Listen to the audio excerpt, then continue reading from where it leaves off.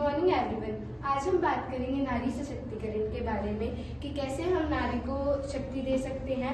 और हमारा जब देश आज़ाद हुआ था तो उसको 100 साल हो जाएंगे 2047 तक। तो आज हम इसी के बारे में बात करने वाले हैं।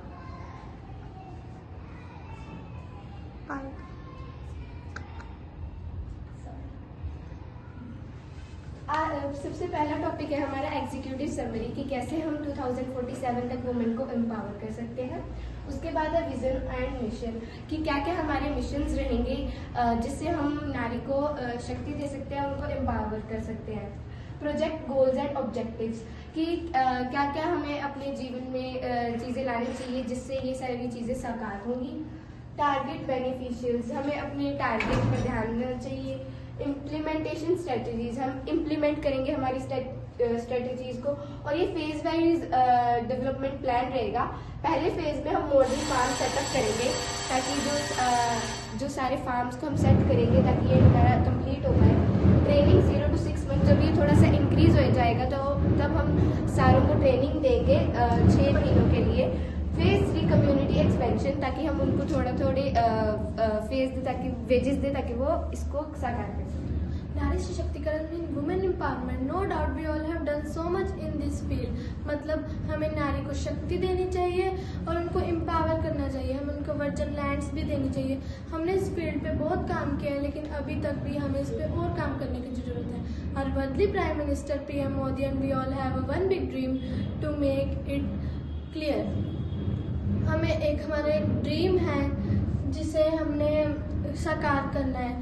हमको अपने इंडिया को 2047 तक आत्मनिर्भर बनाना है, जिसके कारण हम एक छोटे छोटे गोल्स लेंगे और जो बिग गोल्स को अंजाम देंगे। अब organic spread, why organic farming is important. Top big states, Madhya Pradesh 4.9%, Rajasthan 2%, Maharashtra 1.6%, smaller states Meghalaya, Mizoram, Uttarakhand 10%, and there are 2 states, Goa and Sikkim, that are doing 100% organic farming. Now we will talk about sustainable farming।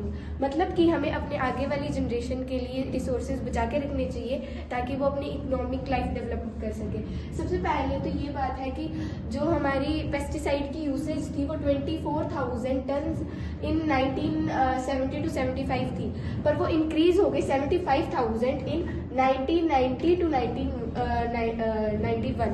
और इसने हमारी aquatic life, animals और human beings पे बहुत ही ज़्यादा adverse effect डाला है, जिससे उनकी डेथ भी हुई है और हमारी एक्सेसिव यूज ऑफ फर्टिलाइजर्स भी हुआ है। और ये सारे फैक्टर्स एंगेस्ट है हमारी एनवायरनमेंट से और एनवायरनमेंट की लाइफ से भी। कैसी कैसी प्रॉब्लम्स अकर होती हैं इंडिया में। Failure of usage organic farming की। ऑर्गेनिक फार्मिंग तो बिल्कुल बची ही नहीं है, जिससे हमारी हेल्थ पर भी बहुत प्रभाव पड़ता है।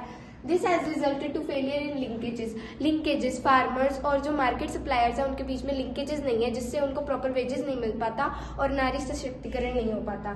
द ओनली पॉलिसी, सिर्फ एक ही पॉलिसी स्टार्ट की गई थी 2000 में, standards of organic production.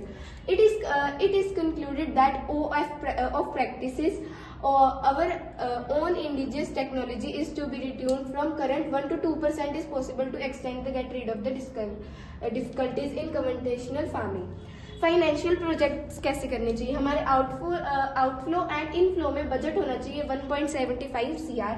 Revenue production, एक स्टेट के लिए कितना रिवेन्यू हमें चाहिए 10 करोड़, जिसमें से 7.5 CR सरप्लस प्रोडक्शन के लिए होगा और 2.5 CR बजट एलोकेशन के लिए हुआ। सैलरी हमें 20,000 to 30,000 पर मंथ मिल सकती है एक वुमेन को, अगर वो खुद की फार्मिंग करे तो। Thank you.